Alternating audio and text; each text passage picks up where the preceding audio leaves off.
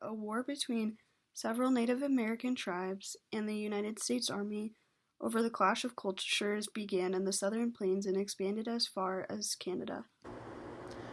These tribes were the Kiowa, Comanche, Southern Cheyenne, and Southern Arapaho Indian tribes. A number of factors led into the military's campaign against the Indians. Westward bound settlers came into conflict with the nomadic tribes that claimed the Buffalo Plains as their homeland during the 19th century.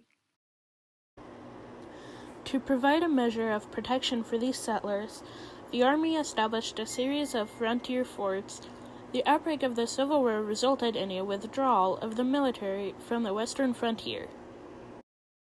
The Indians took advantage of the situation and aggressively exerted control over the Southern Plains. There was an outcry for the government to take action. The great southern herd of American bison, lifeblood of the Southern Plain tribes, was all terminated in just 4 years, from 1874 to 1878. The Native Americans slaughtered these buffaloes, shipped their hides to the East Coast, and left their carcasses to rot in the plains. There were many great leaders on both sides of this dispute. One was Quanah Parker. He was a Comanche chief. Quanah and his band of Comanche warriors entered Fort Still and surrendered. Another important leader was Issatauki. He created medicine during the Red River War, and he was a leader of a group of men. There were many different types of historical sites, but today we will cover 5. One is Borger in Hutchinson County, also referred to as an 1840s adobe trading post called Adobe Walls. Frontiersman Kit Carson fended off an Indian attack at this site in 1864. It includes Red River War artifacts such as Indian trade goods and patent medicine bottles found at Adobe Walls, an Army cartridge box, and a corporal's jacket. A Native American exhibit shows a Kiowa's boy's buckskin war shirt, as well as moccasins from 4 Southern Plains tribes: Kiowa, Comanche, Southern Cheyenne, and Arapaho. Canadian in Hemphill County was an Army wagon train led by Captain Whistle Lyman was attacked by Kiowa and Comanche, searching for a warrior taken prisoner. A red-headed white-skinned Kiowa named Tehen. As a boy, Tehen had been captured by Indians and adopted by a medicine man, Mamanati. Army artifacts include cartridges and bullets from Colt revolvers and Springfield rifles. Canyon, Randall County.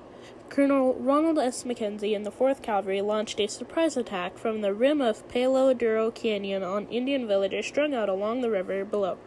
As in previous battles, Cheyenne, Comanche, and Kiowa warriors held off advancing troops long enough to allow their panicked women and children to escape. Colonel McKenzie ordered native lodges burned, and almost Indian horses were captured and later shot. The beleaguered Indians returned to the reservations in the Indian Territory, and the Battle of Palo Duro Canyon proved the turning point of the Red River War.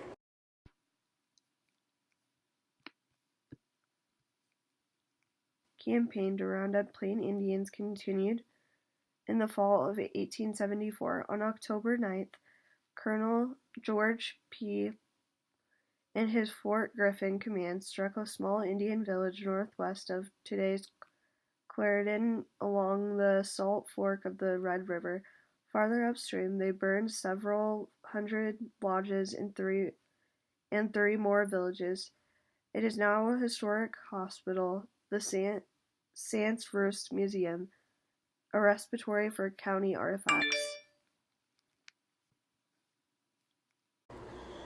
Claude, Armstrong County. After the Red River War, Goodnight befriended Comanche Chief Quanah Parker and other Indian leaders and staged occasional buffalo hunts on his ranch for the former warriors. Museum displays a Kiowa bow and arrow from the last such hunt.